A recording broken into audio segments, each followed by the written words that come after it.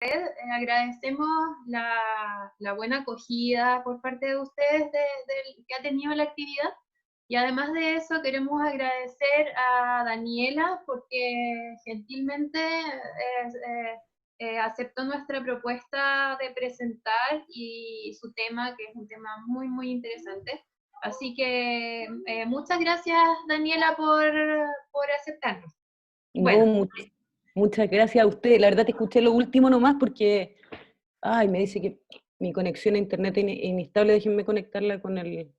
no te preocupes, porque yo por mientras voy a hacer una introducción y si tú quieres por mientras lo vas arreglando, me voy a demorar, no sé, 3 minutos y mientras Perfecto, tanto tú lo vas arreglando. Ya. perfecto, gracias. Bueno, siguiendo entonces con la presentación, eh, para nosotros, como somos una red nueva, es importante de alguna forma presentarles a ustedes quiénes somos. Y de manera como muy cortita, hemos preparado un PowerPoint que voy a compartir para que nos conozcan y vean de qué se trata esta red de historia joven, cuáles son sus propósitos. Como podrán ver acá, la red de historia joven se fundó en el año 2019 y reúne a historiadores de Chile con la finalidad de realizar actividades académicas y también de difundir conocimiento, con énfasis especial en trabajo historiográfico construido desde las regiones. Por acá nos encontramos con nuestros objetivos. El primero será potenciar a jóvenes historiadores que se encuentran desarrollando sus temas de investigación, ya sea de licenciatura, magíster o doctorado. Reunir, apoyar, entregar espacios y difundir trabajos generando debate crítico, por sobre todo formar vínculos y redes, promover el desarrollo, difusión y proyección de nuevas perspectivas historiográficas, propiciar la libre expresión, el diálogo y también el debate crítico, apoyar la difusión y acompañamiento de instancias de trabajo y actividades de quienes participan de las nuestras y también de quienes comparten nuestros objetivos. Finalmente, es muy importante para nosotros realizar y potenciar el desarrollo de actividades descentralizadas, por lo cual siempre será una prioridad actuar en regiones. Respecto a nuestras actividades, acá hay un listado de las principales actividades que proponemos. La primera será, obviamente, la investigación historiográfica, encuentros, jornadas, talleres, coloquios relacionados con la disciplina historiográfica, difusión de actividades y producción intelectual de quienes compartan los fines de la organización, y apoyo en la creación de actividades y producción intelectual que sean afines a los objetivos de la organización. Bueno, ahora entonces le voy a dar paso a Daniela Belmar, que nos va a presentar el tema afectos suicidas en contextos de crisis en Chile entre el año 1920 y 1940. Daniela, tienes 30 minutos para que puedas exponer. Asistentes, ustedes nos pueden ir haciendo llegar sus preguntas por el chat, ¿ya? Van escribiendo las preguntas por el chat y cuando Daniela termine de exponer, vamos a ir entregándole las preguntas a Daniela y ella las va a ir respondiendo. Ese es el modo de proceder en esta sesión. Ya, Daniela. Perfecto. Ya, bueno, muchas gracias. Primero que nada, muchísimas gracias por la invitación. Sobre todo en este contexto tan complejo de pandemia, es muy bueno poder como reunirse, y bueno, y en mi caso que yo además estoy lejos, estoy muy pendiente de Chile por todo lo que está pasando, entonces también para mí es una muy buena instancia, entonces les agradezco la oportunidad y también los felicito por la iniciativa de Red Historia Joven. Es bueno que, creo, o es mi impresión que nuestra generación, digo la de ustedes, la mía, o estas generaciones más jóvenes están participando de formas mucho más colaborativas y eso me parece súper bonito y bueno y propicia mucho más el conocimiento. eh, Así que los felicito. Ya. Segunda cosa, a ver, no sé si me voy a sacar los audífonos porque me incomodan un poco. ¿Sí? ¿O me escuchan mal? ¿Es mejor con audífonos? ¿Me escuchan bien? Ya. Bueno, esta es la primera vez que yo participo en una exposición online. Así que les voy a pedir mi excusa si es que soy un poco torpe al principio, pero esperemos que me acostumbre pronto. Bueno, la gente que está aquí participando, por ahí veo a la Jimena. Hola Jimena. No todos, no todos vienen del mundo de la historia, muchos de ustedes sí, les veo las caras, pero hay muchas otras personas que no, entonces primero quiero hacer como un breve comentario sobre la historia en general y sobre como la investigación y los temas que decidimos investigar, para también como explicar o contar ciertas reflexiones a la gente que no viene desde nuestra disciplina. Hay una larga discusión respecto a la utilidad que tiene el conocimiento del pasado que muchos de ustedes conocen. Pero yo quiero plantear dos ideas, o tres ideas, para que se entienda. Nuestra disciplina ha sustentado su sentido, su fundamento en dos supuestos, que de alguna manera están contrapuestos. Uno de ellos lo encontramos en Aristóteles. Estos dos presupuestos los encontramos en la historia antigua. Lo encontramos en la poética de Aristóteles, que señala que la historia se ocupa de lo singular y la filosofía de lo general. O sea, que todos los eventos que nosotros investigamos del pasado son eventos en sí mismos únicos y diferentes a otros. Y ahí, bueno, para los que estudiamos historia, está siempre esta discusión con la sociología que trata de buscar reglas o leyes, en fin. La segunda idea, también desde la antigüedad de Marco Tulio Cicerón, en esta idea del pasado, digamos, de la historia antigua, de un tiempo más cíclico, a diferencia de la concepción del tiempo moderno que tenemos ahora, que es más lineal, más desde el progreso y que por suerte está en cuestión, era que entender la historia como una maestra de vida. O sea, que nosotros podíamos aprender, entender algo de la historia. Pero estos dos conceptos claramente son contrapuestos, porque si los eventos son únicos, ¿de qué forma yo puedo aprender, digamos, de esos eventos que son únicos del pasado si siempre los eventos van a cambiar? Entonces, bueno, desde el siglo XVIII ya hay una discusión importante al respecto, pero ya una idea que hoy día muchos autores la han referido, pero que en la segunda mitad del siglo XIX, Benedetto Croce ya lo señala, y aquí quiero poner una cita que me parece muy hermosa. Dice: la historiografía se dedica a, por remotos y remotísimos que parezcan cronológicamente los hechos que entran en ella, es en realidad historia referida siempre a la necesidad y a la situación del presente. Esta idea me parece magnífica, porque logra conciliar estos dos elementos, en el fondo, que la historia sea de eventos singulares, pero que al mismo tiempo podamos aprender de ella. Pero ¿por qué podemos aprender de ella? Porque si los eventos, o sea, la singularidad no está dada solo por los acontecimientos históricos en sí mismos, sino sobre todo por la lectura que nosotros hacemos de ellos en el presente, según los problemas, digamos, que tengamos, los malestares.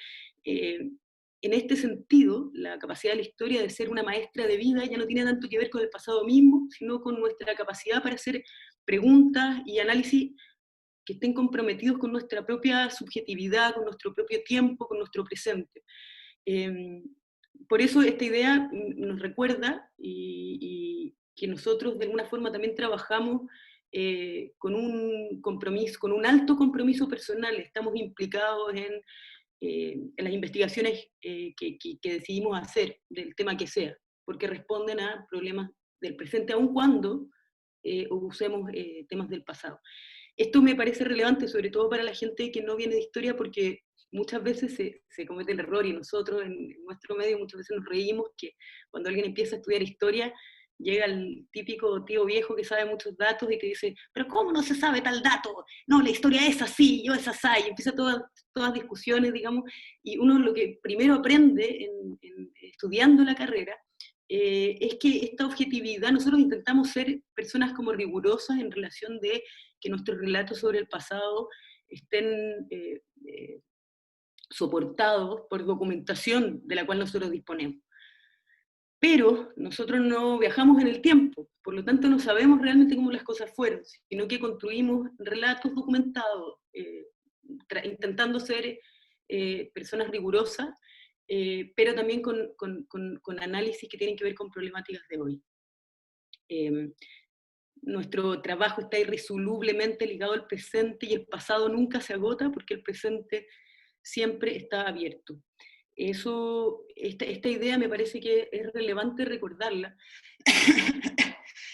Imagino que algunos de ustedes vieron el documental Paradojas del Nihilismo, la academia, que salió la semana pasada o la semana antepasada. Más allá, he escuchado hartas críticas más allá de que a alguna gente le gustó, a otra gente no le gustó, más allá de eso, me parecieron que tenía unas citas notables, pero absolutamente notables. Y esto en el fondo, de cuánto sentido, y esta idea de cómo nosotros, digamos, como historiadoras o historiadores, nos vamos comprometiendo también con el tiempo que estamos viviendo, y que ahora nos ha tocado un tiempo particularmente complejo que ha revelado, o nos ha revelado a nosotros muchas ficciones o sesgos con los cuales vivimos, y me refiero específicamente al estallido social y a la pandemia, que creo que lo tomo como elementos importantes de los cuales pensar cualquier cosa.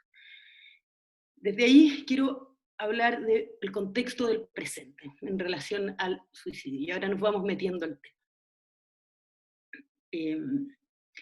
Hasta hace pocos meses atrás, justo antes del 18 de octubre del 2019, a nivel internacional Chile era considerado mayoritariamente como un país estable, económicamente al menos, y que era lo que parecía como importar a nivel de política internacional.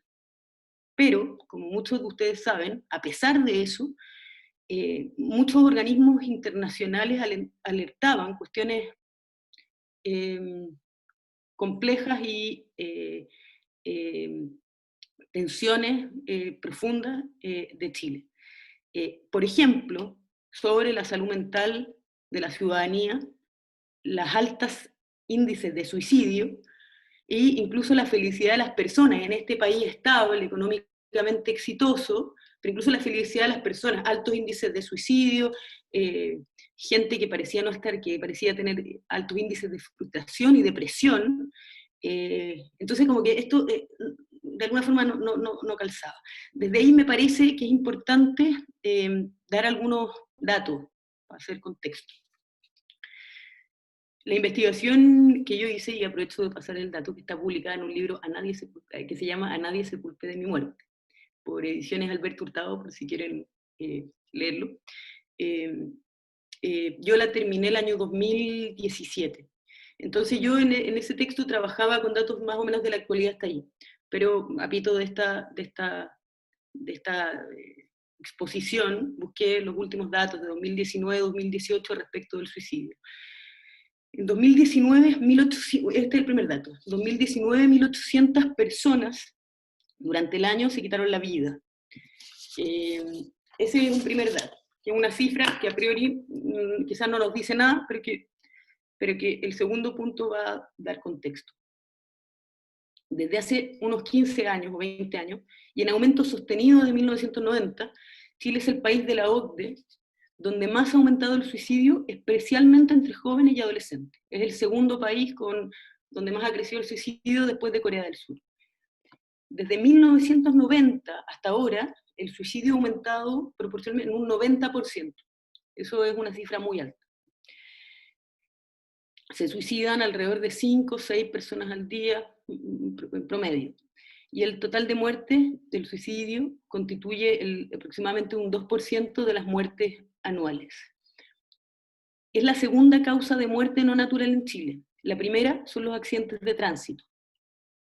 Otro punto, los hombres se suicidan alrededor de 4 veces más que las mujeres. Este dato es más o menos estable. Hace un siglo atrás los hombres también se suicidaban en una regla más o menos de 3, 4 en relación a las mujeres. Pero el último dato que lo encontré esta semana fue que en los últimos 2 años los hombres en Chile se han suicidado en regla de 5 a 1. O sea, ha aumentado el índice de suicidio masculino. Pero, a pesar de este 2%, los intentos de suicidio son muchísimos más. En general, las personas que tratan o que se suicidan, la mayoría han cometido intentos suicidas antes. Por lo tanto, los especialistas hablan de que de que las cifras oficiales hablan de que hay 20 veces más de intentos de suicidios que de suicidios. Y esos son los que llegan a los sistemas de salud, porque muchos otros no alcanzan a llegar y por lo tanto no están en los registros, por lo tanto incluso hay especialistas que dicen que puede ser 40 veces más. Y el último punto relacionado con el presente, que hoy la forma más común de suicidio es el ahorcamiento. Luego vienen las armas de fuego y luego los venenos. En la época, hace 100 años atrás, la forma más común entre los hombres de suicidarse eran las armas de fuego y en el caso de las mujeres, los venenos. Pero con la ley de control de armas, durante el gobierno de Salvador Allende, se redujo el porcentaje de armas que tenían las personas, entonces por eso ahora se ocupa mayoritariamente el ahorcamiento. Bueno, este panorama parece desolador. A mí me resulta bastante desolador. En este país, piensen, un día antes, el 17 de octubre, un día antes del estallido. Y a mí me parecía complejo. Pero imagínense que en este contexto, con estos datos, en 2018, la ONU publicó una encuesta que ubicó a Chile en el lugar número 25 de los países más felices del mundo. Aquí alguien está mintiendo. Y tiendo a pensar que esta encuesta respecto a los índices de felicidad, me puse a investigar cómo se medía la felicidad entre las personas en Chile. Y ¿saben cómo se mide? Se mide a través de parámetros objetivos que tienen que ver con las relaciones con el acceso a los bienes, pero no repara en la forma en que los bienes se adquieren, ni tampoco en cómo se relacionan las personas con esos bienes o con el gasto que hacen para comprarlos. Entonces, la pregunta es, bueno, pero ¿por qué en Chile ha crecido tanto el índice de suicidios en la última década y media? Desde hace varios años, muchos especialistas vienen alertando de un origen posible de estos síntomas, que tienen que ver con la desigualdad económica y el estilo de intercambio basado en el endeudamiento.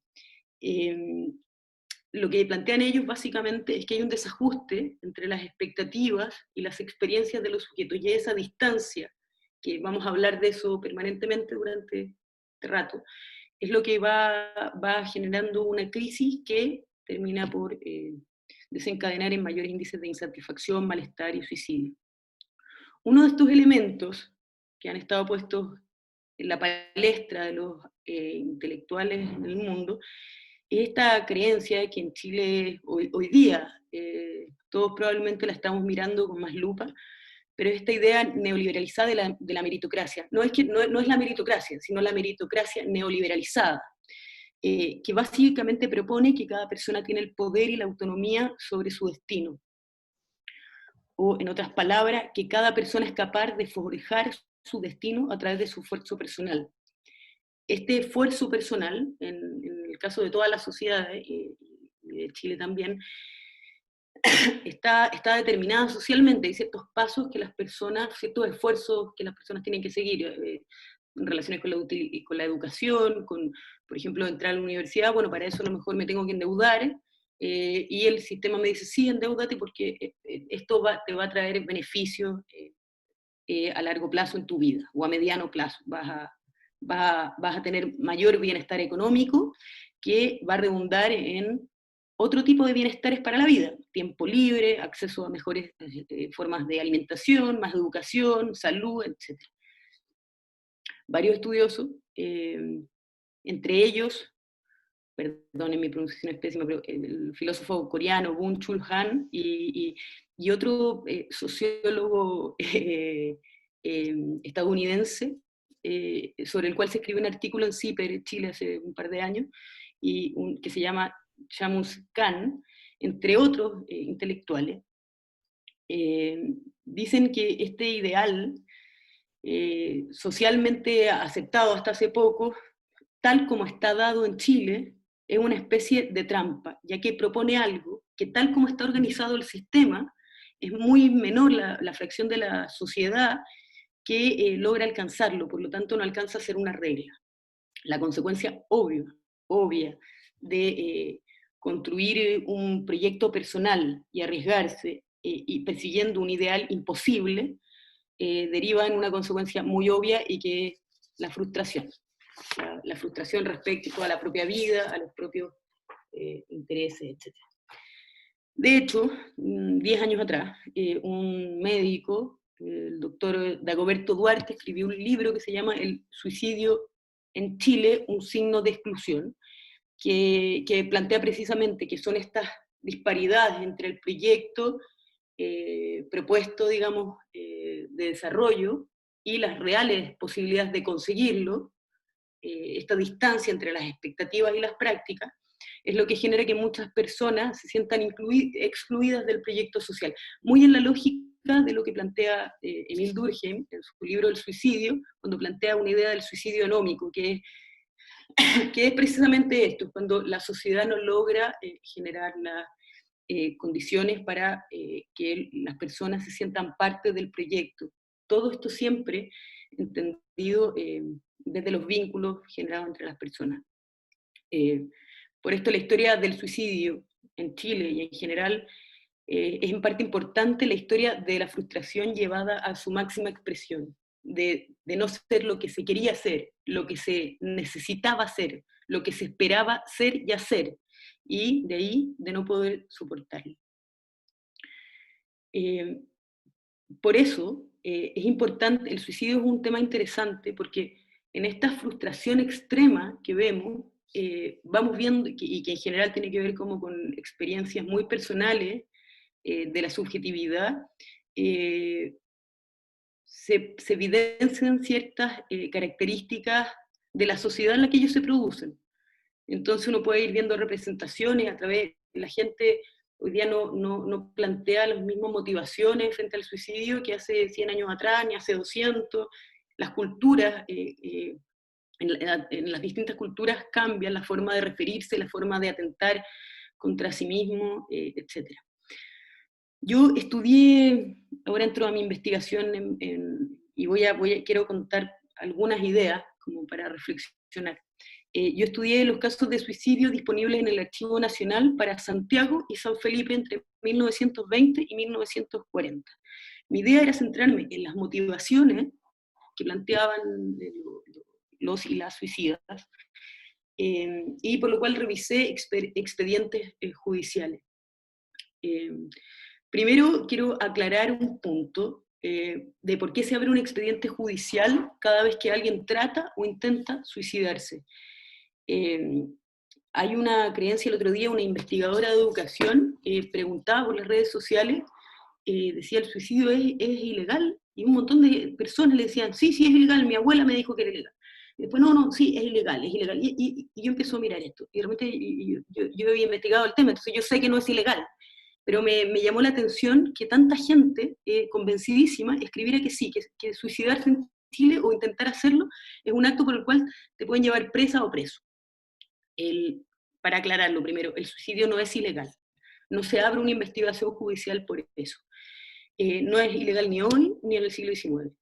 En la colonia sí era un acto ilegal porque la religión y la justicia estaban absolutamente entrelazadas, entonces lo ilegal era en realidad lo pecaminoso, pero ya como el derecho secular, ya durante el siglo XIX eso se abole.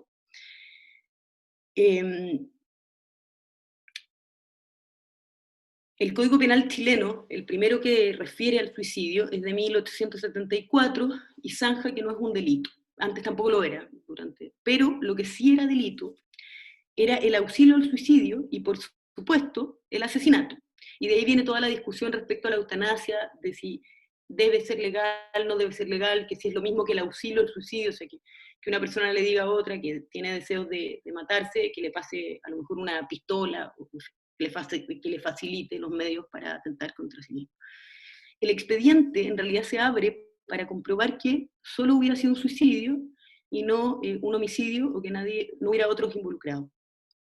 Pero esta relación de pecado, de la idea de no matarás, y que eso se relaciona con tampoco te puedes atentar contra tu vida, en una lógica religiosa, generó y en una sociedad fuertemente católica como la chilena, hasta hace unas pocas años, digamos,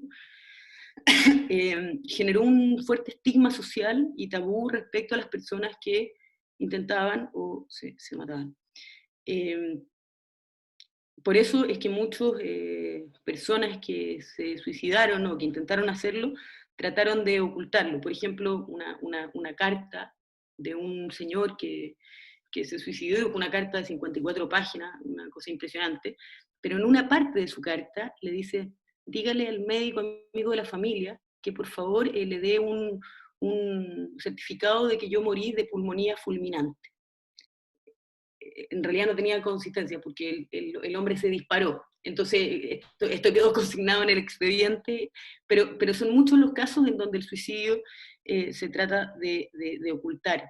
O en el caso de intentos de suicidio, que las personas quedan vivas, después, cuando son llamadas a declarar, dicen, no, en realidad tomé agua con vidrio molido por equivocación. Son como casos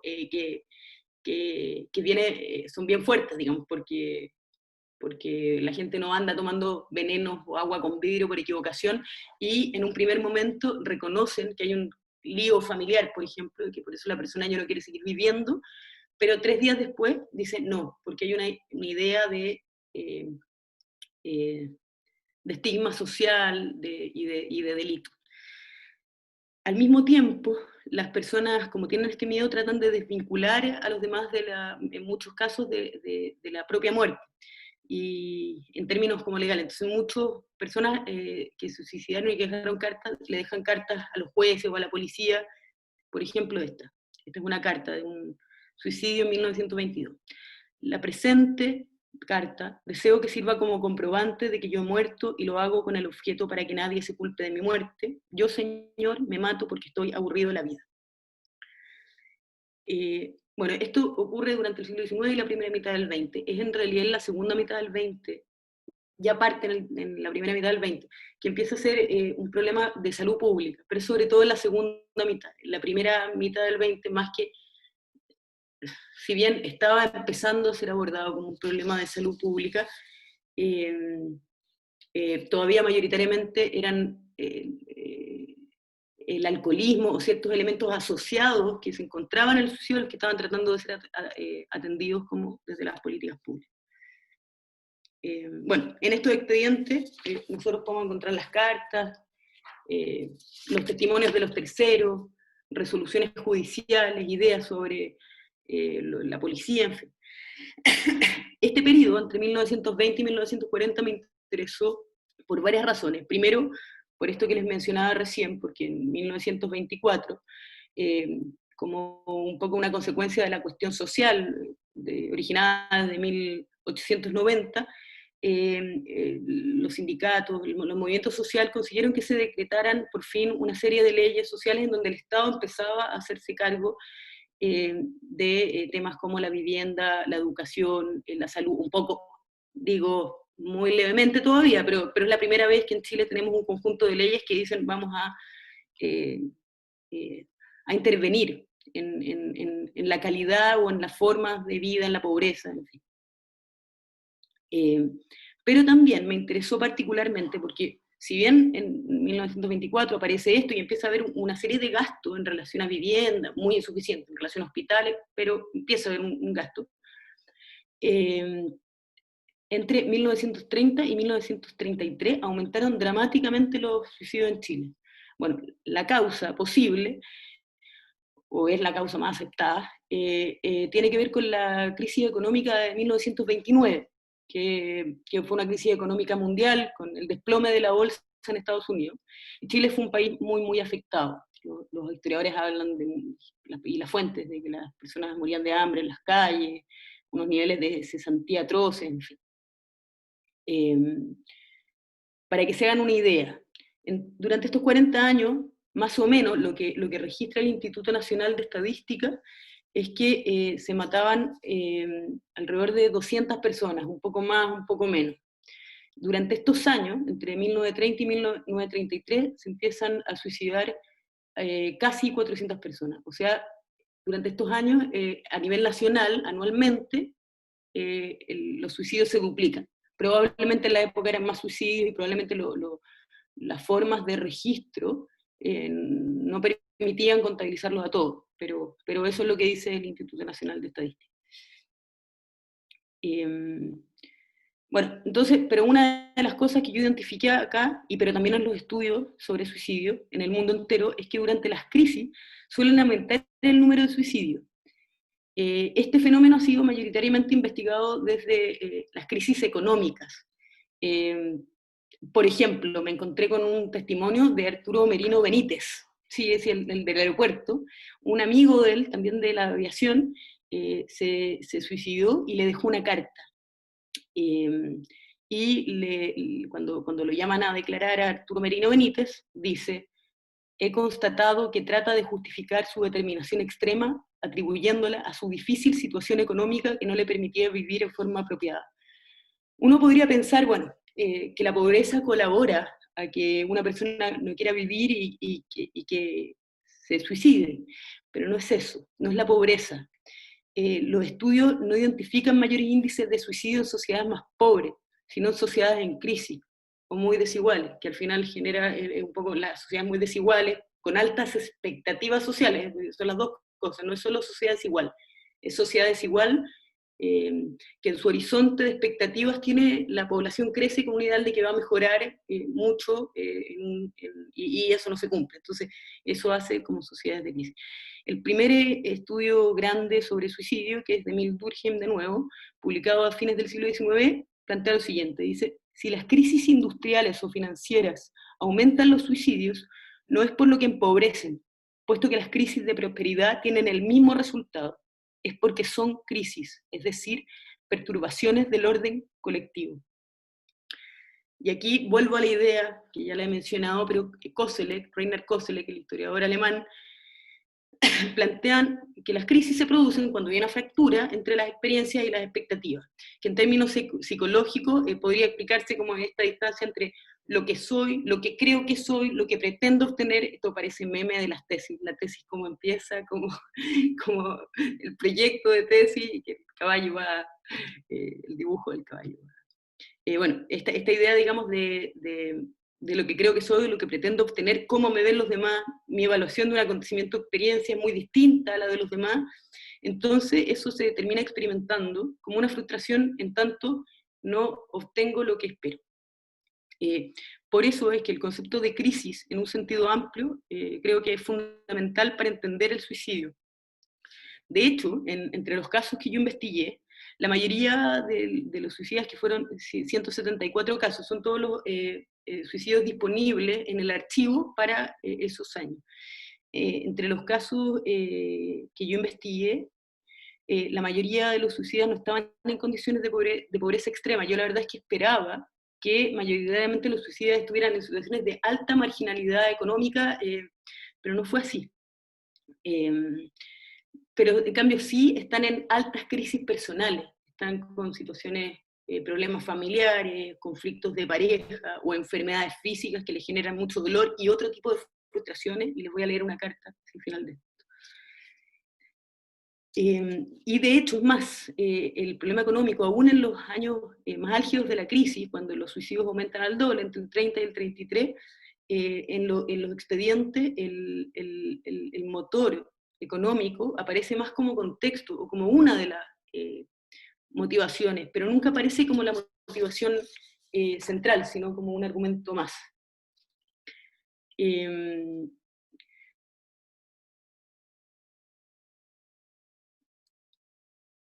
Y por eso, digamos, a todo esto, lo que me di cuenta, que es una obviedad, pero que cuando uno la ve en el papel, en los casos, resulta mucho más evidente, es que el problema principal en el suicidio, a pesar de ser un asunto muy íntimo y que muchas veces nosotros hemos escuchado esta idea de, bueno, esta persona, las personas cuando entran en una especie como de visión de túnel se iba a matar y no había forma de cambiar ese destino, pero en realidad tiene que ver con los vínculos que somos capaces de construir. O sea, es algo íntimo, pero que está en permanente relación con nuestros vínculos sociales.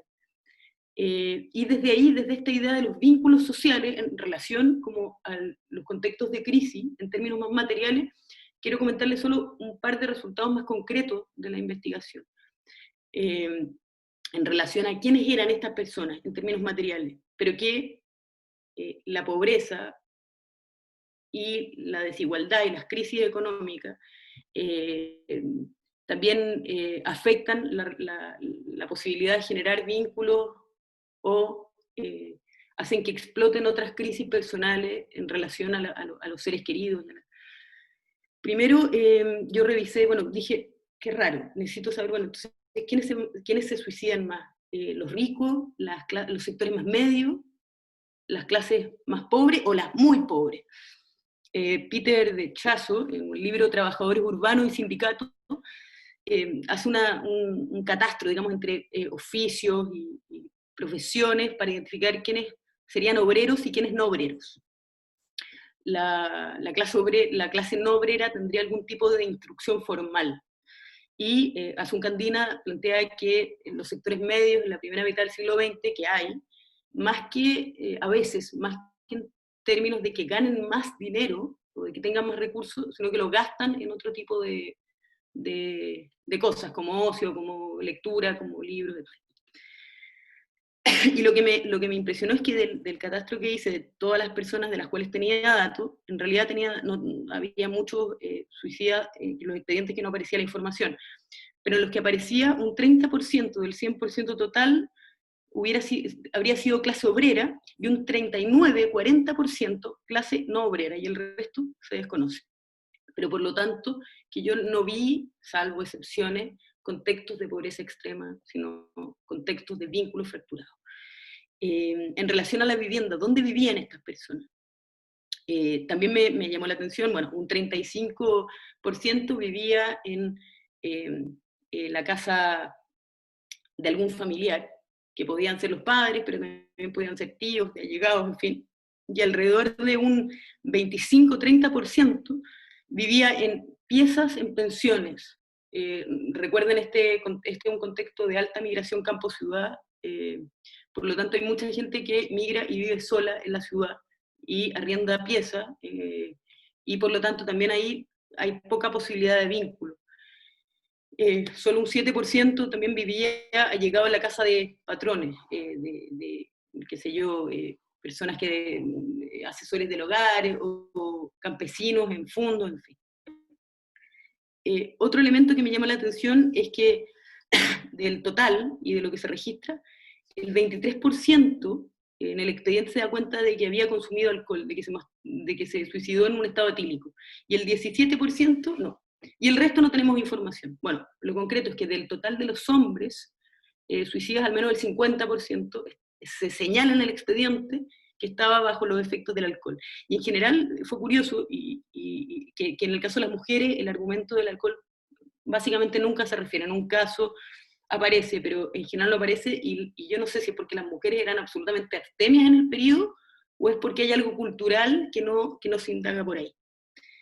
Daniela, disculpa, te quedan los respecto del método, 5 minutos. Lo que les comentaba recién, las armas de fuego, los hombres mayoritariamente se suicidan con armas de fuego, y porque no había ley de control de armas, había muchas armas en Chile en esa época, y las mujeres tienden a suicidarse más con venenos, pero eso implica que el veneno es un elemento menos letal. En la época, en las farmacias, en las boticas, se podían comprar elementos para limpiar la ropa, para limpiar las casas, entonces era más o menos fácil obtener veneno. Pero eso implicaba que la efectividad del suicidio fuera menor. Entonces, una de las respuestas de por qué hay tanta distancia entre la efectividad de hombres y mujeres que se suicidan puede ser más por el método que por el intento real, porque en la práctica se matan más o menos, se intentan suicidar más o menos en la misma proporción.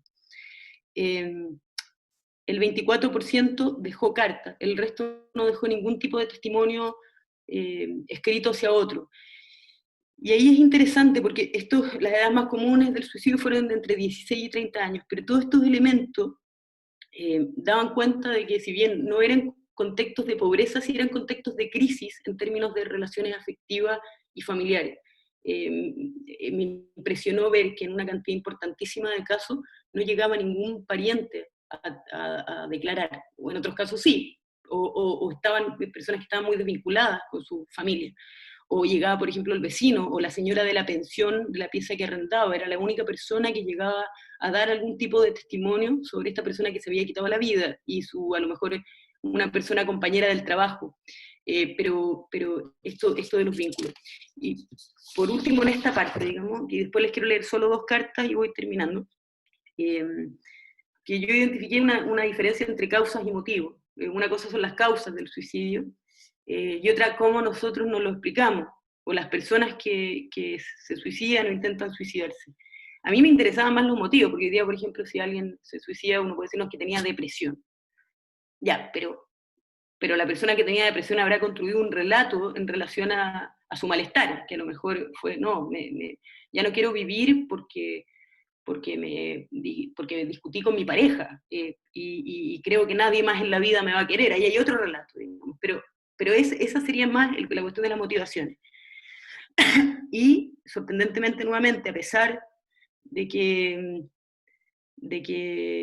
el suicidio en contexto de crisis económica aumenta, los conflictos referidos son, en primer lugar, en este orden: conflictos familiares, luego de pareja, esos son los que agrupan la mayor cantidad de motivaciones suicidas, y luego la enfermedad. Y nuevamente, nunca la motivación económica es referida como la principal por el suicida, sino a veces, y en algunos pocos casos, por tercero. Quiero compartir dos cartas con ustedes que dan cuenta de cómo es la frustración afectiva en relación a esta distancia entre las expectativas y las experiencias.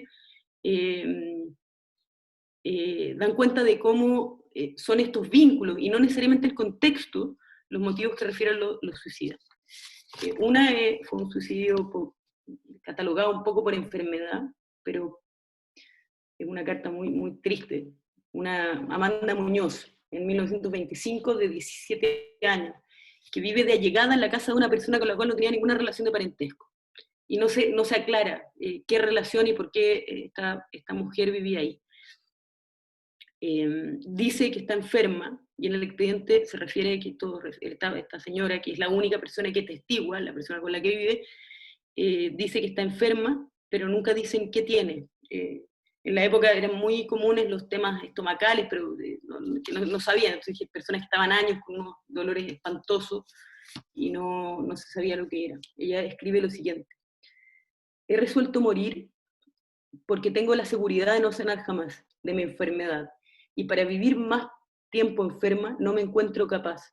Basta con los 10 años que llevo de suplicio. Al morir, lo único que siento es mi madre, pero si no puedo serle útil, no puedo trabajar y poder proporcionarle descanso en sus últimos años, que es mi deber, ya que ella trabaja y sufre por mí, al ser tan inútil, más vale morir. Comprendo que enferma no podría desempeñar ocupación ninguna, además no me encuentro capaz. Vivir enferma es un suplicio, aún mayor cuando se es pobre. Amanda, Almendral, 17 de abril de 1925. Esta carta me parece interesante porque menciona una serie de elementos, menciona la pobreza, más aún cuando se es pobre, refiere el tema de la enfermedad, que es un suplicio, pero la motivación que aparece como más central es mi deber con su madre, dice, mi deber ya que ella trabaja y sufre por mí, ser tan inútil más vale morir. Entonces, como que estas relaciones como con los vínculos que se construyen. La otra carta es una carta hermosa, de Enrique Lazo, un hombre guardián de 22 años, que es una carta que está en el expediente, una letra roja, una letra casi caligráfica, un lápiz rojo. Está enamorado de una mujer que se llama Amalia, y la familia de ella no lo quieren, digamos, la madre no lo quiere a él como para pareja de su hija. Y al parecer Amalia tampoco está muy interesada en él, pero tienen una cierta relación. Entonces él un día fue a su casa, ya desesperado, porque estaba tan enamorado de esta mujer, y esta mujer no está enamorada de él, que le dice una carta, le pasa un sobre sellado, esta letra muy linda, y le dice vengo a darte mi último adiós. Después se dispara y muere. Y la carta dice lo siguiente, dice: estimada Amalia, es tan triste mi desgracia que no puedo. Y ahí se acaba, ni siquiera tiene un punto final. Esta idea de la impotencia, de ser tan inútil, más vale morir, no me encuentro capaz, y él, no puedo. Esta idea, digamos, de cómo estas tensiones entre las experiencias y las expectativas, cuando son muy amplias, generan en las personas una sensación de impotencia tan fuerte, que la crisis es inminente. Para terminar, el otro día, hace una semana, un mes atrás, leía, o 3 semanas, leía un artículo en el diario El País, el diario español, que planteaba que la crisis económica mundial que se venía iba a ser igual o peor que la de 1929. Y luego, me imagino que ustedes también, muchos de ustedes la leyeron, otra noticia la semana pasada, en la tercera, que se iba a haber un retraso en las condiciones de trabajo de las mujeres en 10 años. Efectivamente estamos viviendo un periodo muy complejo, muy interesante también, porque la pandemia permite otro tipo de vinculaciones sociales, a pesar de estar lejos, hay una suerte de intensificación de los vínculos. Pero al mismo tiempo estamos en un periodo complejo donde hay personas que están muriendo, personas que están quedando cesantes, en fin.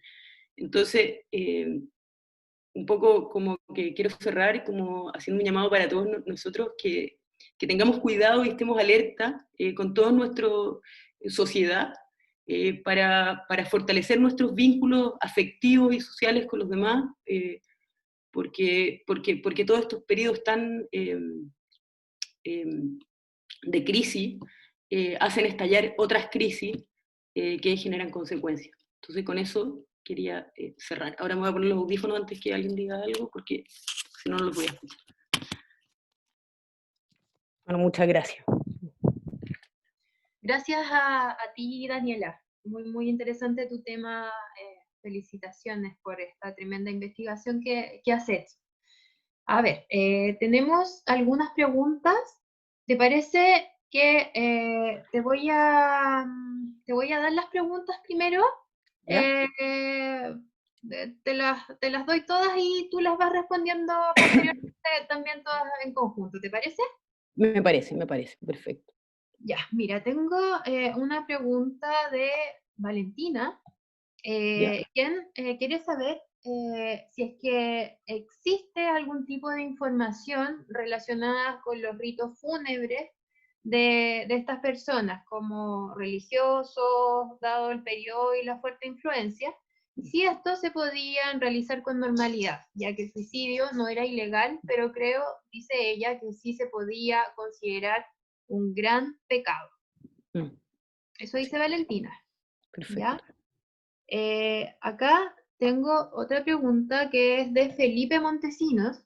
Pregunta, ¿podríamos apreciar una relación entre la generación de expectativas de éxito material y triunfo social con la difusión y mensaje que se entrega y llega a las generaciones jóvenes por medio de los videos, la música popular en contexto globalizado como el pop o reggaetón, los cuales enaltecen o endiosan el dinero fácil, los autos de lujos, etcétera, etcétera? Esa sería una segunda pregunta y dos preguntas más que son un poquitito más cortitas, yo creo que para responder en realidad.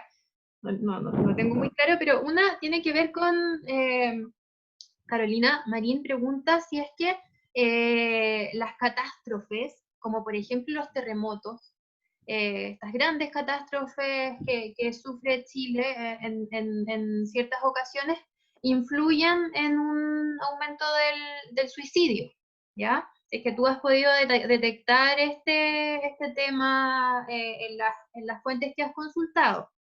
Y la otra se relaciona con el liberalismo, con la inserción del liberalismo en ciertas sociedades, que es un elemento que de alguna manera entrega como un cúmulo de nuevas y enormes posibilidades a la gente, pero a lo mejor eso también podría estar causando que las personas que no pueden acceder a ciertos elementos que les a lo mejor muestra el liberalismo, se frustran. Eso, así que esas serían las preguntas que nos han llegado de parte de nuestro público. Fantástico. Entonces paso a comentarla. Valentina, si existen información respecto a los ritos fúnebres. Sí, claro que sí, tú tienes toda la razón. En Chile hasta bien entrado el siglo XIX, la segunda mitad, solo existían cementerios católicos y los suicidas eran considerados, el suicidio era considerado un pecado mortal por la Iglesia. entonces no les permitían enterrarlos ahí. Y por lo tanto en general eran incinerados en la época. Después con la creación del cementerio público nacional, ahí ya sí pueden empezar a ser enterrados. Pero eso, por eso es que también todo este estigma social, recuerdo un caso de un hombre de una familia más adinerada, que se disparó un balazo en su pieza, y la madre durante todo el expediente, era muy largo el expediente, eh, repetía una y otra vez, mi hijo no se suicidó, se le disparó, se le salió un tiro, pero toda la autopsia decía, no, es que esto no fue un error. Y después algunos amigos referían, no, si efectivamente le tenía ciertos problemas, pero la madre insistía una y otra vez, mi hijo no se suicidó y quiero que aquí quede constancia en la historia y en este expediente de que él no se suicidó, él era un hombre muy religioso. Entonces, esta religiosidad, aunque se van generando los cementerios públicos, en fin, pero esta religiosidad impacta en toda la mentalidad. Felipe, ¿podemos relacionar la cultura actual de masas con las expectativas? O sea, sin duda, pero no cualquier... y ahí yo no es solo el mercado, es en la forma en que ese mercado se ha desarrollado en Chile y en otros países también, pero en Chile en particular. Entonces sí, sin duda. O sea, y ahí la relaciono, digamos, con la última pregunta antes de responderle a Carolina, pero esto del liberalismo, yo personalmente no hablaría de liberalismo. El liberalismo, hablaría de neoliberalismo, y de un neoliberalismo extremo, y de un neoliberalismo chileno, eh, que tiene características como las que hablábamos delante. Es distinto si a través de la meritocracia una gran mayoría puede alcanzar los efectos a que una minoría los alcance, las expectativas que se prometen, digamos, desde el aparato social, a que las alcance un pequeño porcentaje y otra gran masa quede frustrada, endeudada y a lo mejor sin trabajo.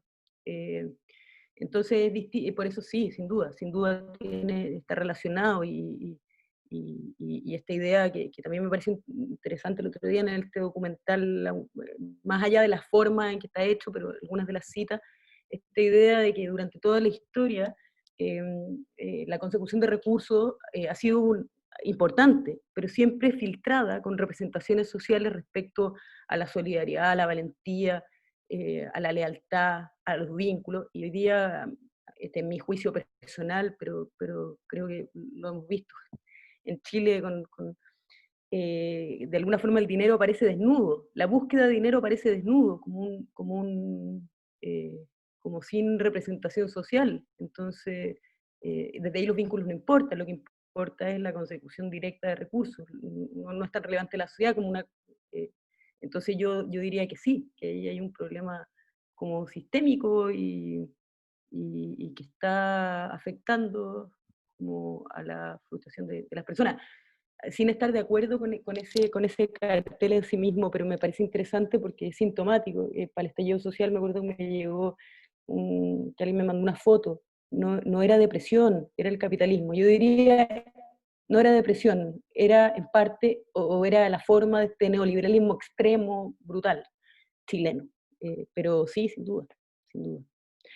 Y Carolina, si las catástrofes influyen, las crisis económicas influyen, pero la verdad, yo en contexto así como terremotos y catástrofes más sociales, no te podría decir con certeza, pero yo no vi que afectaran demasiado, porque todas estas catástrofes eh, plantean como un desafío y una suerte de unidad y de sentido social que hace que las personas se unan, no que se separen. Entonces, eh, no.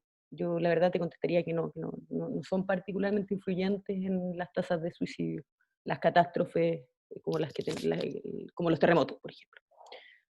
Eso. Daniela, tengo dos preguntas, dos últimas preguntas. A ver, una es de Pablo Toro, quien quiere saber si es que existen estudios semejantes al tuyo en otros países de América Latina. Y si es así, le gustaría saber a qué conclusiones llega. Esa es una. Y la otra la hace Edison Riquelme. Pregunta, ¿qué tan habitual era el suicidio como una consecuencia de la violencia conyugal en la primera mitad del siglo XX en Santiago? Perdona, ¿me podría repetir la pregunta? Disculpe. Sí, Edison Riquelme pregunta, ¿qué tan habitual era el suicidio como una consecuencia de la violencia conyugal en la primera mitad del siglo XIX en Santiago? Pero yo estudié el 20. Le voy a contestar por el 20, por la primera mitad del siglo XX. Sí, en Latinoamérica, sobre todo en los últimos años, y en México en particular, ha habido varios estudios, o sea, varios estudios. Los estudios en realidad del suicidio en historia son más o menos recientes en América Latina en general. De hecho, en Chile tenemos los estudios, o sea, como dos estudios previos a este, son los de Marco Fernández y Mario Fábrega, que hizo su tesis doctoral, y justo un año antes que la que yo defendí, que yo la mía era de magíster. Y se han construido, en general, las historias del suicidio tienen más que ver con, conectadas como con la historia social en América Latina, hasta donde yo pude leer. Yo en general traté de ocupar una línea que tiene más que ver como con la historia de las emociones, o al menos con la historia de los afectos, y de eso no encontré tanto, pero porque llevamos poco tiempo. Ahora me imagino que debe haber mucho más trabajo en los últimos 2 años, pero hasta donde yo investigué no encontré mayoritariamente trabajos que se enfocaran en las emociones suicidas. Bueno, luego hay otros trabajos que vienen de otras disciplinas, de la sociología, que son muy interesantes, o desde la psicología. Y Edison, ¿qué tan habitual era el suicidio como consecuencia de la violencia en la primera mitad del siglo XX? O sea, te voy a responder por el siglo XX, no por el XIX, porque yo la primera mitad del siglo XIX no la investigué, pero me imagino que también era habitual. En la primera mitad era muy habitual. De hecho, tuve 2 casos de suicidios con femicidios previos, cuando todavía no existía la palabra, y con golpes y relaciones de violencia. Mujeres que, siendo permanentemente violentadas, se suicidaban, o hombres que violentaban a sus parejas y luego las parejas los abandonaban, entonces ellos se suicidaban y dejaban expresiones como de castigo a su pareja. Es bastante común. De hecho, los dos suicidios, las dos motivaciones más comunes, las dos crisis últimas que parecen como más comunes, son conflictos familiares y conflictos de pareja. Y en los conflictos de pareja, en general, estaba relacionado con violencia. Eso. Muchas gracias, Daniela. Bueno, ahora por tiempo también cerramos la ronda de preguntas. Queremos nuevamente agradecer tu presentación, la cual estuvo súper interesante. Y bueno, queremos aprovechar de presentar la ponencia que se viene ahora para el 30 de junio a las 18 horas por este mismo medio, ¿cierto? Va a presentar el historiador Rubén Elgueta su trabajo Sociabilidad Masónica de Concepción y la creación del proyecto universitario, 1910-1955. Bien, agradecemos también la participación de todos ustedes, el interés, y bueno, les vamos a estar informando por nuestras redes sociales sobre nuestras próximas actividades. Que estén muy bien y gracias a todos.